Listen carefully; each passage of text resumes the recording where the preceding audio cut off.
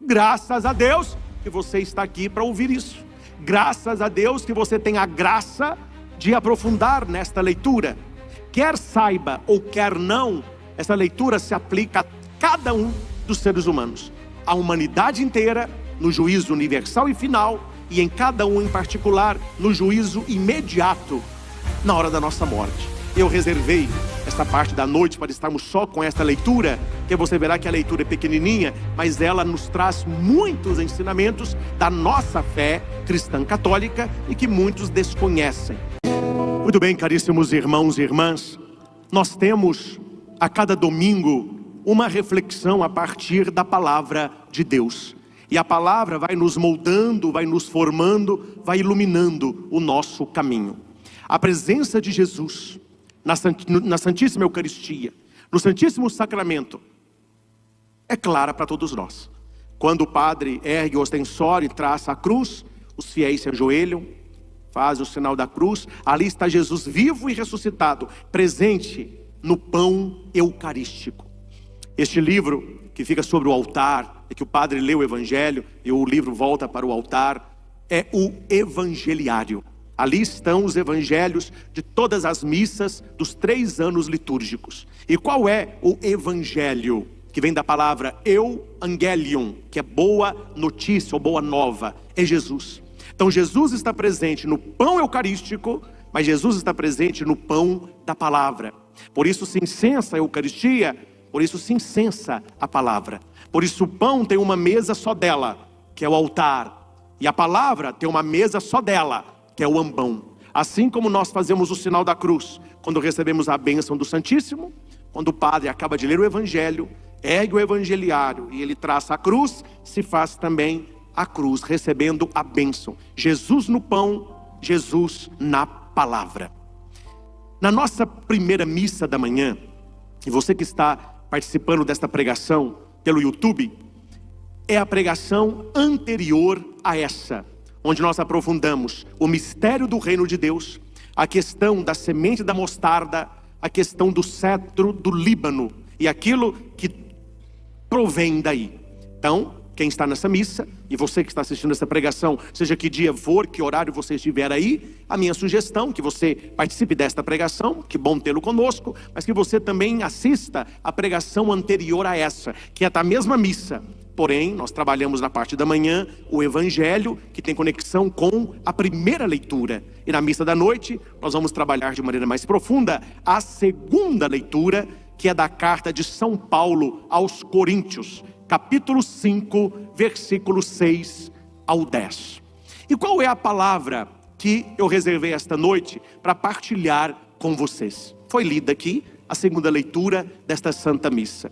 Só para clarear a nossa mente, eu vou ler novamente a leitura e faço a pregação em cima dela. Segunda carta de São Paulo aos Coríntios 5, 6 ao 10. É a segunda leitura do 11º domingo do tempo comum do ano B. Irmãos, estamos sempre cheios de confiança e bem lembrados de que enquanto moramos no corpo, somos peregrinos longe do Senhor, pois caminhamos na fé e não na visão clara.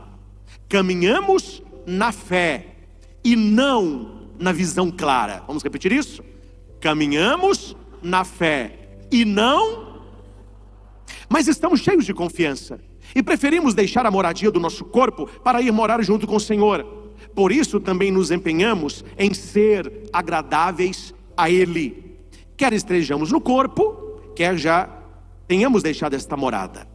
Aliás, todos nós temos de comparecer às claras perante o tribunal de Cristo, para cada um receber a devida recompensa, prêmio ou castigo, do que tiver feito ao longo da sua vida corporal.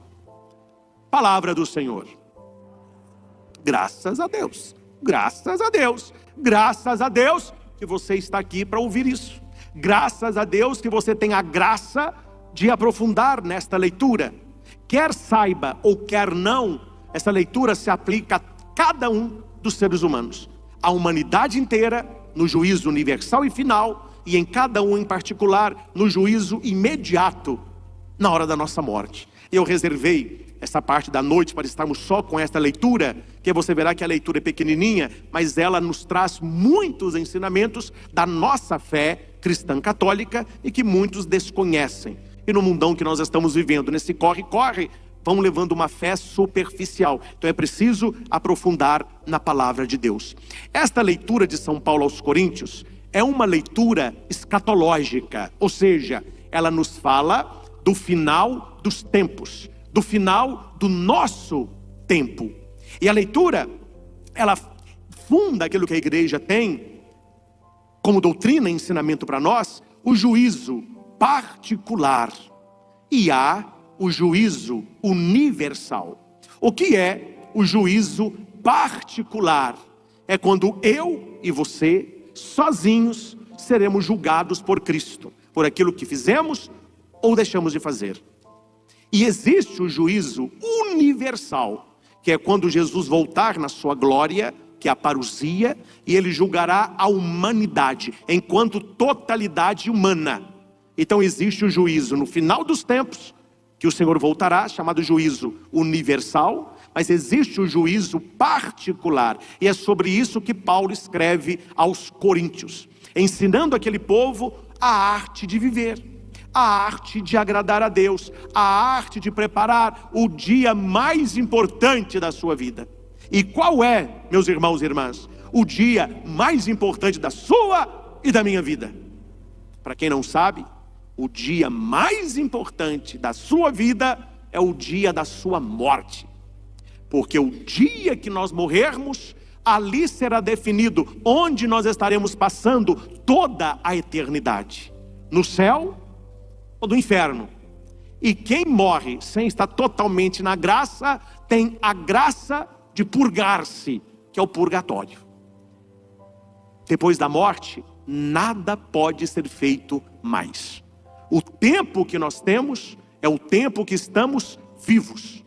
Hora que termina a nossa vida, ponto final.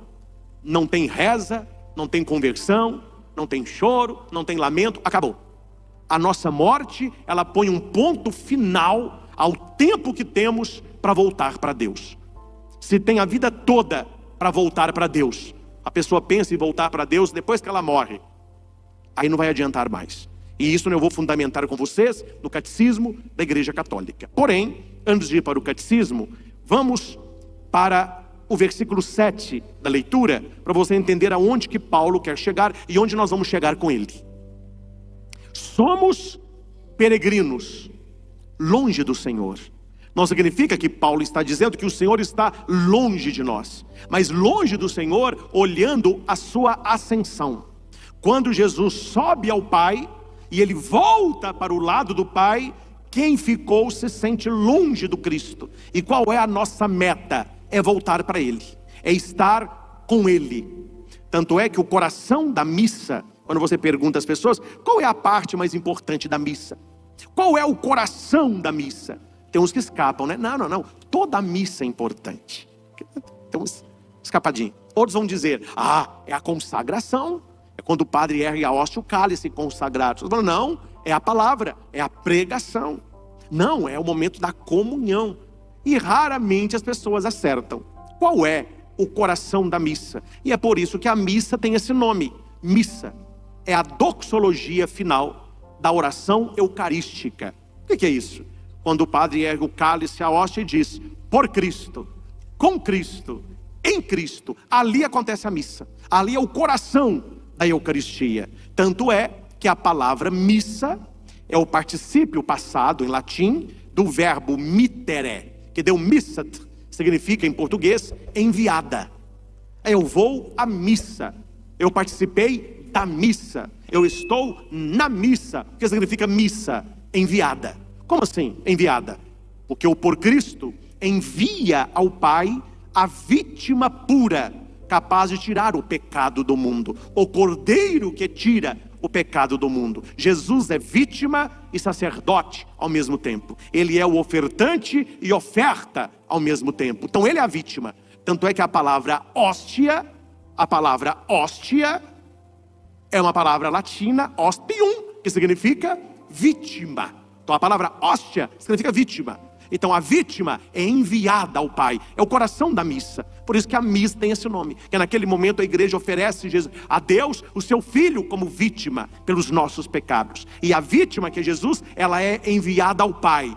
Enviada ao Pai. Daí a palavra missat, que em português deu missa. A Santa Missa. O sacrifício da Santa Missa. Sacrum facere. Jesus se faz sagrado e se oferta por nós. Por Cristo, com Cristo e em Cristo. Quando é que isso se realiza? Quando nós estivermos no reino dos céus. Quando Cristo for um em todos. Por isso que Paulo vai dizer, nós somos peregrinos. A nossa vida é uma peregrinação. E eu não estou dizendo aqui para você fugir da vida, para você não viver e não ser feliz. Pelo contrário, estuda, trabalha. Quem quer se casar e levar outra a sério, namora. Quem quer conhecer países, conheça. Quem trabalha, compre o seu sonho, tenha a sua casa, tenha o seu carro. Isso faz parte da nossa vida. Mas a nossa vida não é isso, porque passa isso e passa-se a vida. Nós somos peregrinos neste mundo. O que é peregrino? Nós estamos de passagem. E é preciso ter esses dois viés. Viver uma vida feliz e satisfatória, preparando a nossa alma para o reino dos céus. É isso a nossa vida. Tudo que nós fazemos, a faculdade que escolhemos, a casa que moramos, os nossos amigos, a pessoa com quem você namora, a pessoa que você escolheu se casar, todas as nossas escolhas estão respondendo a um anseio. Qual anseio? Eu quero ser feliz, eu quero ser realizado. E esse desejo que eu trago no coração, eu quero ser feliz, eu quero ser feliz, eu quero ser feliz, é uma saudade do céu. É uma saudade da felicidade plena que está com Deus. Quem sabe, sacia na fonte. Quem não sabe, vai saciar em outros lugares. Tem gente que sacia a felicidade bebendo, outros na droga, outros na prostituição, outros no dinheiro, outros no culto do corpo e daí por diante. Mas todo ser humano traz no coração um anseio. Eu quero ser feliz e realizado. E muitos não sabem. Esse anseio é fome de Deus, é sede de Deus. Aí Paulo vai dizer, nós somos peregrinos, longe do Senhor, pois caminhamos na fé e não na visão clara. Por sermos humanos e limitados, e por não termos a visão beatífica, a nossa visão é pela fé. Tanto é, meus irmãos, que nós somos tão pobres, e a nossa fé ainda é tão pequena, como um grãozinho de mostarda, que na hora da consagração, que é o coração da nossa fé, Jesus vivo na Eucaristia, nós vemos pão e vinho. Quando você recebe a hóstia consagrada, você vê pão. Quando você coloca na boca, o gosto é de pão. Se não é a fé, você não sente ali a presença de Jesus Cristo. Porque a nossa fé ainda é tão pequena que a gente não consegue ver na Eucaristia, na divindade, o próprio Cristo. Então ele está velado. Ele está na espécie do pão e do vinho consagrado. É por isso que nós vivemos o contrário de Tomé. Tomé precisou ver para crer.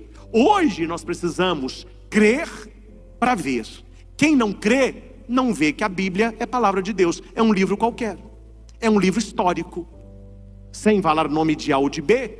O que as pessoas que escolhem ter uma vida de pecado público, uma vida escandalosa, principalmente na sexualidade, o que eles vão dizer da Bíblia? É um livro ultrapassado. É um livro medieval. É um livro que não fala mais nada para hoje. É um livro que já era. Por que o discurso é esse? Porque eles olham para a Bíblia como um livro de Chapeuzinho Vermelho. Não vou dizer o nome do artista, mas teve um artista, um comediante, até querido por muitos, fez um filme de chacota com Jesus Cristo, colocando Jesus Cristo, né, na roda da chacota e da blasfêmia. E quando ele foi entrevistado, ele falou, não, eu não creio em Jesus Cristo. Para mim a Bíblia é igual um livro do Chapeuzinho Vermelho. Tanto faz eu ler Chapeuzinho Vermelho. A Bíblia, para mim, a história é a mesma. O que falta nele? Para respeito. Não, falta fé. Porque se não tem fé, não vê. E por que ele não vê que a Bíblia é a palavra de Deus? Porque não tem fé. Quem não crê, não vê. Quem não crê, não verá que a Eucaristia é presença real. É um pãozinho bento, é muito bonito e a missa, tudo organizado, os ritos, que maravilha. Mas ela não está vendo nada ali. Ela só vê um pão, porque não tem fé. Quem não tem fé, recebe uma bênção. Para ela tanto faz. O padre fazia assim, como o professor de matemática fazia assim, é tudo mais. Tem diferença uma da outra. Porque quem não tem fé não vê. Paulo está falando isso. Nós caminhamos na fé e não na visão clara. Porque quem tem fé verá. É a bênção de Deus. É a palavra de Deus. É Jesus na Eucaristia. Mas isso é para quem tem fé. Porque Paulo vai dizer, quem não tem fé, além de não ter uma visão clara, caminha na escuridão. Porque se Tomé precisou ver para crer, nós precisamos crer para ver. E se você não vê, é porque não crê. Dito isso, Paulo vai dizer mais uma colocação importante, que é a segunda das 3 desta missa. A segunda: nos empenhamos em ser agradáveis a Ele. Qual deve ser a nossa ocupação na nossa espiritualidade? Você que vai à igreja, você que reza, você que está aqui, você que está me acompanhando, qual deve ser a nossa ocupação na área espiritual? Agradar a Deus. Que a tua vontade, Senhor, se faça na minha vida, e que a minha vida seja conforme a tua vontade. Isso é que se chama temor a Deus. Temor a Deus. E não preciso dar exemplo nenhum. Você convive com muitas pessoas que são até pessoas boas, mas elas não têm temor a Deus. Você conhece uma lista de meia dúzia ou mais. Elas não vivem no temor a Deus. Elas não levam uma vida para agradar a Deus. Elas querem se agradar. Se dá agradando a ela, tudo vale. E quando eu falo tudo, é tudo mesmo. Onde falta o temor a Deus, entra a idolatria do eu, do ego. Egolatria. É o que as pessoas estão vivendo hoje, que é um pecado mortal. As pessoas não adoram a Deus, adoram a si mesmas. E as pessoas criaram Deus à sua imagem e semelhança. Inverteu. Se Deus no Gênesis cria o homem à sua imagem e semelhança, o homem de hoje cria Deus à sua imagem e semelhança. Aí entramos na terceira e a parte principal. Qual é o Deus que a humanidade criou? Um Deus que é bobo. Note que as pessoas falam de Deus, é um Deus bobão, um Deus bobo. Um Deus que aprova todo tipo de amor. E olha o que eles falam que amor é hoje. Olha o que virou o amor. O diabo entrou, estragou tudo, e as pessoas continuam insistindo que é amor. Mas não é o amor de Deus, mas é amor. E um Deus que não condena, porque Deus é amor. O que vale é o amor. Aí Paulo vem, no versículo 10, é um versículo só, mostrar para as pessoas o que os lá que moravam em Coríntios esqueceram, e o que muitos hoje também esqueceram. Por que nós devemos ser pessoas de fé? Primeiro ponto, e viver agradando a Deus. Aí Paulo responde, preste atenção na leitura. Todos nós, ninguém escapa, todos nós temos de comparecer às claras perante o tribunal de Cristo, para cada um juízo particular, cada um receber a devida recompensa, prêmio ou castigo, do que tiver feito ao longo da sua vida corporal. Paulo está mostrando aqui a segunda faceta de Deus. Deus tem 2 colunas principais. O que Deus é? Qual a essência de Deus? São 2. Deus é bom e Deus é justo. Deus é bom porque é justo, e Deus é justo porque é bom. Deus tem uma bondade justa e uma justiça boa, baseada no amor. O que nós mais ouvimos hoje?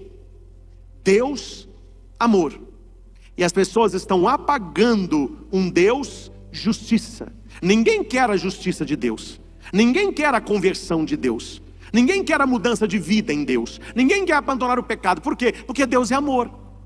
Deus é amor. Se está amando, vale a pena. O que Paulo traz? Vocês estão esquecendo de que Deus é amor, mas que Deus é justiça. E de que Jesus é juiz. E que no juízo final, Jesus volta. Ele volta para quê? Nós rezamos no credo. Jesus Cristo, Filho de Deus, nosso Senhor, que um dia voltará para julgar os vivos e os mortos. E quando Jesus esteve na terra, ele contou como é o julgamento. Ele colocará as ovelhas à sua direita, os cabritos à sua esquerda, e dirá para quem está à sua direita: vinde, benditos de meu Pai, preparados para o reino que estava pronto para você desde o início dos tempos. Aí virará para quem está à sua esquerda: afastai-vos de mim, vós que praticais a iniquidade, não vos conheço, ide para o fogo eterno. É este Jesus juiz que as pessoas não gostam, que nós vivemos a sociedade do mimimi, tudo é um mimimi sem fim. Se você diz na internet assim, eu não gosto de repolho, logo aparece, repolho fóbico. É isso aí. Eu estou sendo sarcástico para não falar o que eu queria falar. Nós estamos vivendo uma sociedade assim, uma sociedade hipócrita, podre, materialista, hedonista, permissiva. Aí ninguém fala nada. Por que ninguém fala nada? Porque tudo dá certo. Tudo está certo. A minha verdade pode não ser a sua, então viva a sua que eu fico com a minha. Quem alertou e ninguém deu bola? Quem falou isso durante muitos anos e ninguém deu crédito? José Ratzinger, o Papa Bento XVI. Aí você fala para alguns aí, Papa Bento XVI, o nariz da pessoa. Ixi, por que dorce o nariz? Porque ele foi na doutrina, ele foi no essencial do catolicismo, ele chamou o fiel na responsa. E ele falava, nós estamos entrando numa época que será conhecida como a ditadura do relativismo. Nós estamos vivendo exatamente isso. Tudo é relativo, aí ninguém pode falar nada. Se você fala que não gosta de repolho, você está desprezando o repolho. Você não pode falar isso. Coitadinho do repolho. Aí sai o pessoal na rua com placa. Eu amo repolho, viva o repolho. Estranho. Vocês estão compreendendo o que eu estou dizendo, vocês não são bobos. Vocês nasceram ontem, vocês têm QI, têm inteligência. Nós estamos vivendo assim. Onde a mudança do conceito mudou a vivência. Isso é o pior. O que nós estamos vivendo hoje é um ataque sistemático ao conceito linguístico. Se você muda o conceito, você muda a realidade. Isso é princípio de quem conhece como que funciona a questão de padrão moral. Se você muda o conceito, você muda a realidade. Vou dar um exemplo entre 1000. Um exemplo só. Até poucas décadas atrás, vamos pegar uma década, 2 décadas, década de 80, 90, você não precisava concordar com ninguém, mas você tinha que respeitar todo mundo. Eu fui criado assim. Você tem que respeitar as pessoas, tem que respeitar os mendigos, tem que respeitar quem tem opção diferente da sua, tem que respeitar quem não pensa como você. Nós fomos criados assim. Quem nasceu aqui na década de 70, 80, nós somos criados com respeito profundo ao pai, à mãe, aos avós, aos mais idosos, aos outros. Hoje, eles mudaram o conceito. Respeitar hoje não significa mais respeitar. Respeitar hoje significa concordar. Se eu posso respeitar você, mas eu não concordo. E se você hoje diz com a pessoa, eu não concordo, ele vai te pôr no grupo dos fóbicos. Então você tem isso, fobia. Porque você tem que concordar. Não, eu te respeito, mas eu não concordo. É porque você tem fobia. Você tem que ser combatido, você tem que ser destruído. Então hoje já não há mais o respeito. Hoje existe você tem que concordar. Você é obrigado a concordar. E eles vão socando isso goela abaixo. Queira você ou não, a televisão está vomitando isso como se fosse uma normalidade. Dia e noite. E tem que engolir. Tem que concordar. Daqui a pouco. Aí é bom a gente já ter morrido, né? Porque além de concordar, você vai ter que aplaudir e praticar. Não basta concordar, você tem que fazer também. Não basta respeitar, não. Tem só quem é inocente que não vê isso. Tanto é que eu tenho atendido adolescentes muito jovens, pré-adolescentes, que não têm nem a cabeça formada ainda, totalmente perdidos na área da família, na área da sexualidade, na área da educação, porque eles estão não sendo ensinados a respeitar, mas a concordar e praticar. E eles estão perdidos. Porque eles não sabem o que fazem. Os pais estão perdidos, professores perdidos, a sociedade toda perdida. Por quê? Porque não se tem a base daquilo que nós deveríamos ter. Nós estamos de passagem. As pessoas acham que não vão morrer. As pessoas acham que elas não prestarão contas do que elas fazem neste mundo. Eu não acredito nisso que o padre está falando. Eu não acredito no juízo particular. Eu não acredito no inferno. Aí eu lembro do meu professor de dogmática. Nós precisamos acreditar em Deus. No diabo você não precisa acreditar. Quando você menos acreditar, melhor para ele. Então a gente tem que acreditar em Deus. O diabo, eu não acredito, não muda. A nossa descrença, ela não apaga o fogo do inferno. A nossa descrença, ela não afasta o diabo de você. A nossa descrença, ela não te abre a porta do céu. Pelo contrário.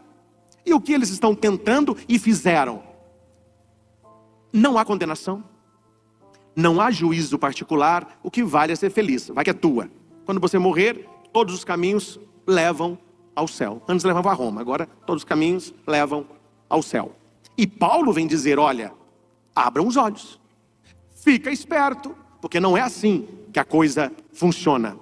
Todos nós temos que comparecer às claras perante o tribunal de Cristo. E por que eu me coloco perante o tribunal de Cristo? Para que Ele me dê o veredicto. Quando você se coloca perante um tribunal, perante um juiz, e o juiz entra, ele vai ler o quê? O veredicto. Ali não tem o que fazer mais não. O veredicto já está pronto. E há pessoas que não acreditam que elas irão prestar conta a Deus pelo que estão fazendo. E como que eu sei que elas não acreditam? Porque se elas acreditassem, o nosso mundo era melhor. Se elas acreditassem, não haveria tanta coisa horrorosa que nós vemos nos noticiários. E o que passa no noticiário não é 1% do que acontece por dia no Brasil, quiçá no mundo. Então a pessoa que ela não tem esse horizonte de fé, esse horizonte de vida eterna, esse horizonte de eu vou ter que apresentar para Deus a minha vida pessoal, Deus vai pedir contas da minha vida, você vive diferente. Você certamente será uma pessoa diferente. Quando não se acredita nisso, então não há razões para viver agradando a Deus. Aqui, meus caros, deixa eu pontuar para você 3 ensinamentos que Paulo quer passar para os coríntios e para nós esta noite. Primeiro, todos serão julgados e não apenas alguns. Todos serão julgados. Quem tem fé, quem não tem fé, quem vai à igreja, quem não vai, quem crê, quem não crê, todos serão julgados. Segundo, cada pessoa receberá um julgamento, uma sentença. Não tem apelação. Lá não tem apelação. Não, Senhor, vamos fazer uma barganha. Ó Jesus, eu sou brasileiro, a gente tem um jeitinho. Você não tem um jeitinho aí não. Terceiro, o julgamento é individual e pessoal. É você, é a sua vida.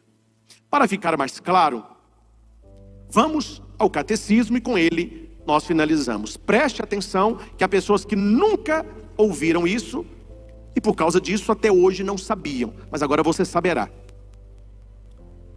Parágrafo 1021 e seguintes. Preste atenção. O que a igreja nos ensina?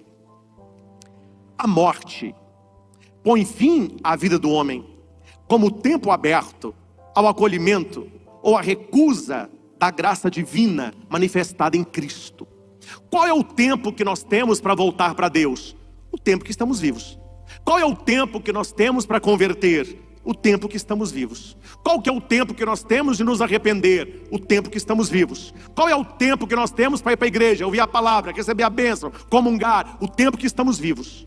Hora que você morre, esse tempo acabou.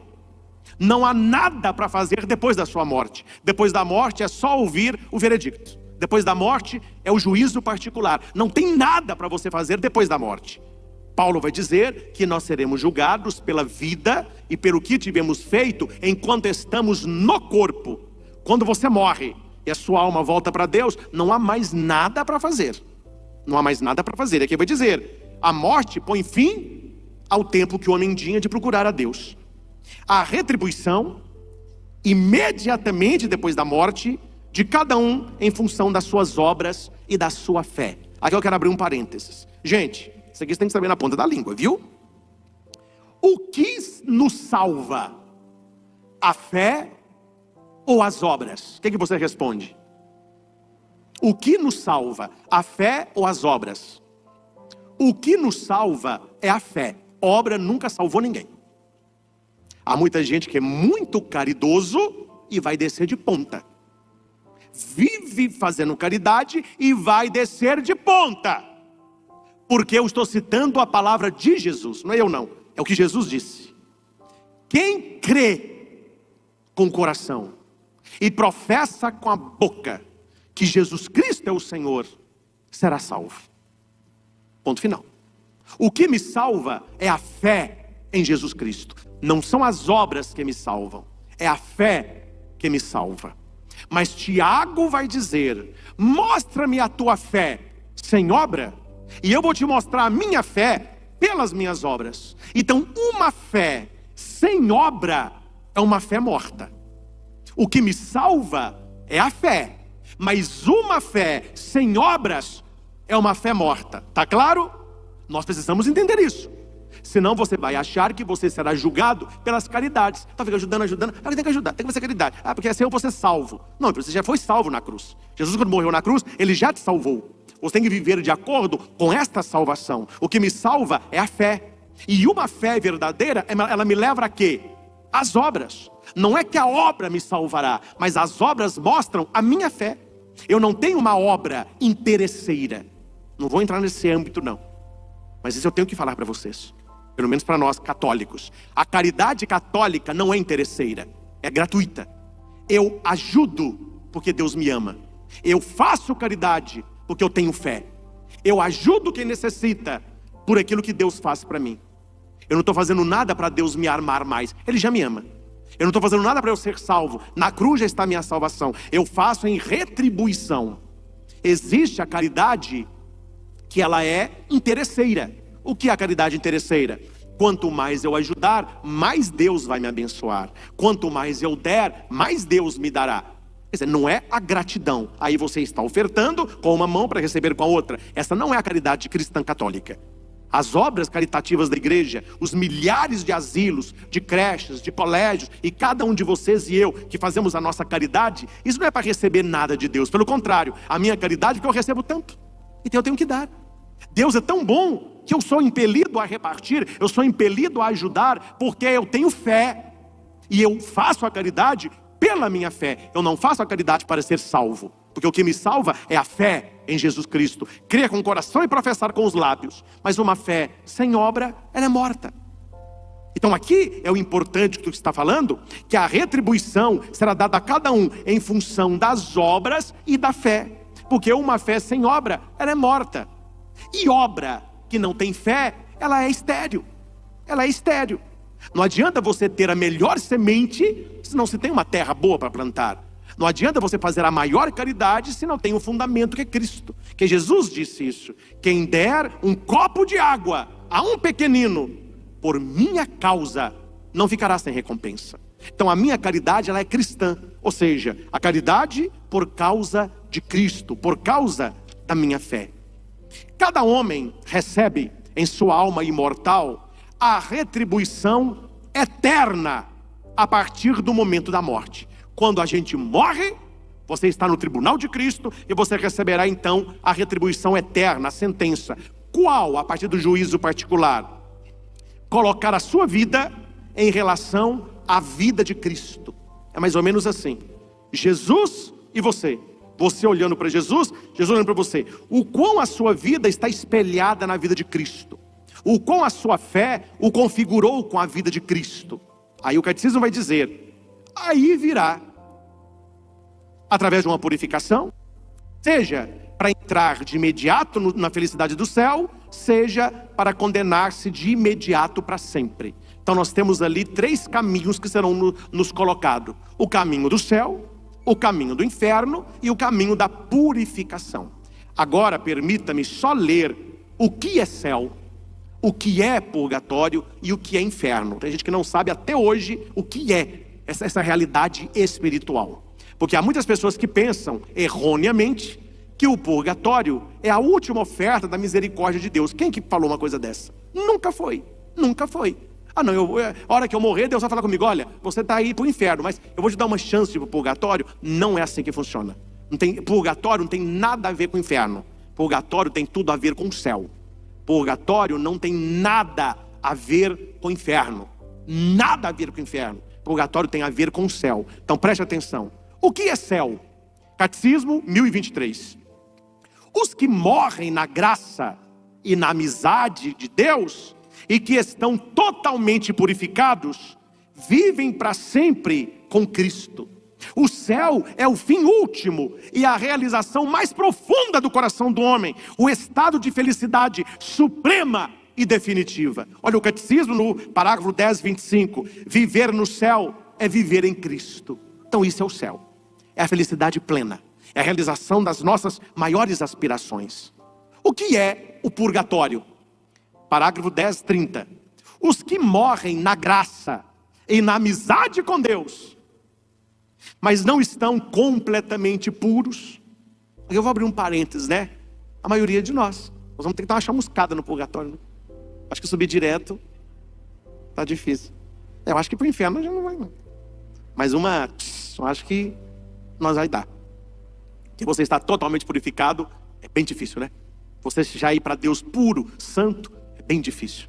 Mas aqui vai dizer, os que morrem na graça de Deus, os que morrem na amizade de Deus, mas não estão totalmente puros, embora tenham a garantia da salvação eterna, passam após a morte por uma purificação, a fim de obterem a santidade necessária para entrarem na alegria do céu. Então, qual é a diferença de quem está no purgatório e de quem está no céu? A diferença é o estado de pureza da alma. E qual é a semelhança de quem está no céu e de quem está no purgatório? Os dois vivem na graça e na amizade com Deus. Os dois. Uns totalmente purificados, outros ainda não. Viu que não tem nada a ver com o inferno isso aqui. Nada a ver. Para você ir para o purgatório, você tem que morrer na graça de Deus e você tem que ter amizade com Deus. Você pode não estar totalmente puro. Então Deus oferece a misericórdia.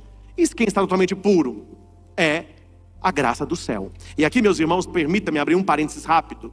É muito importante uma pessoa que esteja ruim e você vê que a pessoa, não sei se vai, né? Mas a gente nota que a pessoa está mais para lá do que para cá. É importante a última confissão. É importante a unção dos enfermos. Porque a pessoa que confessa antes de morrer, ela recebe a unção, ela é perdoada.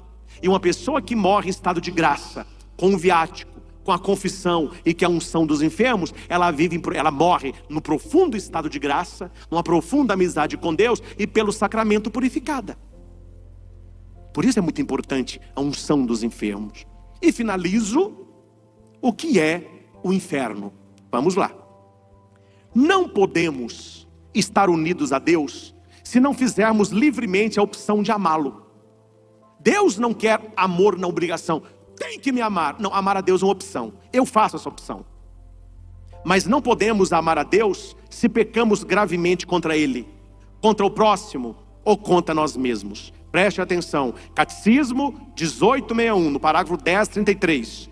Morrer em pecado mortal sem arrependimento e sem acolher o amor de Deus, significa estar separado de Deus para sempre, pela nossa própria opção e não de Deus.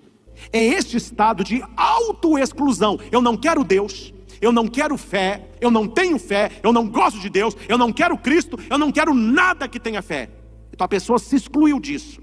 É este estado de autoexclusão definitiva da comunhão com Deus e com os santos que se diz inferno. Isto é o inferno. É a pessoa viver separada de Deus para sempre.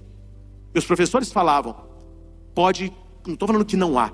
Os professores diziam assim, pode ser que não haja nem chama. Pode ser que você não veja nem o demônio. Mas só de você estar separado de Deus, isto é o inferno. Isto é o inferno. As almas dos que morrem em estado de pecado mortal, Catecismo 1035, descem imediatamente depois da morte ao inferno, onde sofrem as penas do inferno para sempre. A pena principal do inferno consiste na separação eterna de Deus, o único em que o homem pode ter a vida e a felicidade para quais foram criados e quais aspira. Então veja, a pessoa, não estou julgando o A ou B, estou dando o que o catecismo nos ensina. A pessoa viveu a vida toda sem fé, ela não acreditou, ela blasfemou, ela morreu em pecado mortal. Hora que ela morre, imediatamente ela está condenada. Não há nada que ela faça depois da morte que resolva o seu estado. Absolutamente nada. Quando nós rezamos sétimo dia, rezamos pelos falecidos, rezamos pelos familiares que morreram, supõe-se que essas pessoas tinham fé, que essas pessoas acreditavam em Jesus. Pode ser que elas não morreram no estado de graça, mas elas não morreram no estado de desgraça. Pelo contrário, elas fizeram opção por Cristo, frequentaram a igreja, liam a palavra, eram tementes a Deus. Nós podemos não ser perfeitos. Então note, meus irmãos, vocês estão me entendendo? E pelo catecismo eu posso falar isso. Pelo catecismo eu posso falar isso. Vocês estão entendendo que pelo catecismo é mais fácil o caminho do céu do que o caminho do inferno? Se você entende o catecismo, se você faz opção por Deus, se você tenta ser amigo de Deus, se você vive na graça de Deus, apesar dos nossos pecados, é muito mais fácil essa pessoa alcançar a misericórdia e pelo purgatório alcançar o céu, do que aquele que exclui a Deus conscientemente. Quer dizer, nós que estamos no caminho, nós estamos no caminho de onde? No caminho do céu ou no caminho do inferno? Caminho do céu, gente. Eu falei, pelo amor de Deus, uma pessoa está na igreja, comunga, lê a palavra, tenta ser uma pessoa boa. Tem que rezar, porque depois que eu morrer, eu não sei para onde que eu vou. Mas peraí, mas que vida que você está levando? Qual é a dupla? Por que você não sabe para onde vai? Por que tu está aprontando que nós não estamos sabendo? Não é verdade? Porque numa normalidade, a gente pecar, todo mundo peca. Eu sou o primeiro pecador entre vocês. Nós pecamos mesmo. O que nós não somos é ímpios. O que nós não somos é descrentes. O que nós não somos é pessoas que falam blasfêmias. Isso não. Então nós estamos no caminho de Deus. Nós queremos ter amizade com Deus, viver na graça de Deus. Por isso nós estamos na igreja, procurando a graça sacramental. Então nós não estamos no caminho do inferno, nós estamos no caminho de Deus. Porque o catecismo diz que quem está no caminho do inferno é quem morre em pecado mortal, sem arrependimento, e excluiu Deus da vida. A pessoa diz, eu não quero Deus. Como alguns dizem, eu adoro Satã. Eu sirvo ao príncipe das trevas. Ai meu filho, aí você não tem nem o que falar. Já fizeram a opção deles. E não adianta uma fé labial, se não é uma fé de coração. Eu creio em Jesus, mas é só na boca. A vida está distante dele. Um pecado mortal atrás do outro. Aí também não haverá salvação. Parágrafo 10:36. A igreja nos ensina acerca do inferno, não para termos medo do inferno, mas temos desejo do céu. Não atrição, mas contrição. Isso que é muito importante. Muito importante. A pessoa tem que procurar Deus por contrição. O que é contrição? Arrependimento. Eu tenho que rezar porque eu estou com medo do inferno. Eu tenho que ir à missa. Estou com medo de ver o diabo. Misericórdia. Nossa, eu tenho que confessar. Medo de ir para o inferno. Misericórdia. E isso não é contrição. Isso a igreja chama de atrição. É válido. É como a paixão. Mas a contrição é o amor. A paixão é o início do amor. Infeliz quem vive na paixão. A paixão tem que virar amor. Amor é escolha, opção, é raiz. Paixão é momentânea. Então a atrição ela serve, para alguns serve. Porque ali mexe no coração e por causa do inferno a pessoa procura Deus. Mas ela é chamada a ter uma vida de conversão, de contrição e não de atrição. Isso que o catecismo fala. É uma chamada à responsabilidade que o homem deve usar a sua liberdade. Faça o que quiser da sua liberdade, mas assuma as consequências. Um apelo insistente à conversão. Último parágrafo, 10:37. Preste atenção nesse, porque muita gente conversa com você coisas de igreja, que as pessoas não veem a igreja. Então você sabe agora respondê-las. Parágrafo 10:37. Deus não condena ninguém ao inferno. Para isso, é preciso uma aversão voluntária a Deus, um pecado mortal, e persistir nele até o fim. Vocês lembram da minha pregação sobre o pecado contra o Espírito Santo? É a pregação de hoje, em outros moldes. Qual que é o pecado contra o Espírito Santo? Eu não quero Deus, eu não quero me converter, eu não quero misericórdia, eu não quero viver em Deus. Então essa pessoa está condenada, é um pecado que não tem perdão, ela não quer se converter. Então note, meus irmãos, que Paulo nos traz nesta leitura ensinamentos preciosos para a nossa vida, porque definem onde nós iremos passar a nossa eternidade. A nossa eternidade. Então procuremos viver 2 ensinamentos básicos do catecismo: amizade com Deus e viver debaixo da graça de Deus. Pecado venial, você vai vencendo no ato de contrição, se emendando a cada dia. Agora, meus irmãos, quando o pecado mortal bate ao nosso coração, numa outra oportunidade eu posso explicar quais são os pecados mortais e as consequências. Mas eu falo como padre, comigo ou com outro padre da sua confiança. Não conserve no seu coração pecado mortal sem arrependimento. Ninguém sabe a última hora. E segundo a leitura de hoje, ai de quem morre com pecado mortal.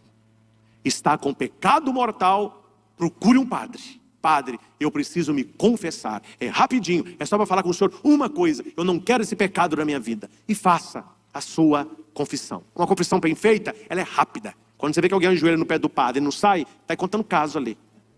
Está enchendo linguiça, né? E o padre olhando para a pessoa e a pessoa não desconfia. A confissão bem feita, ela é bem objetiva.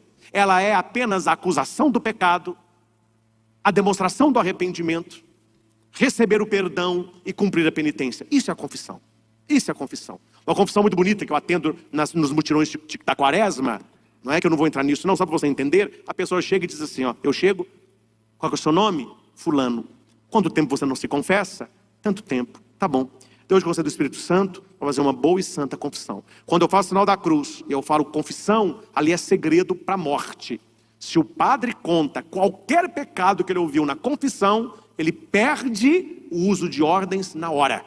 Um padre que conta o pecado de um fiel, ele está impedido de celebrar a missa, não pode ter confissão. O bispo vai pedir para ele dar um tempo. É inviolável. Padre, não há pecado que possa contar? Não.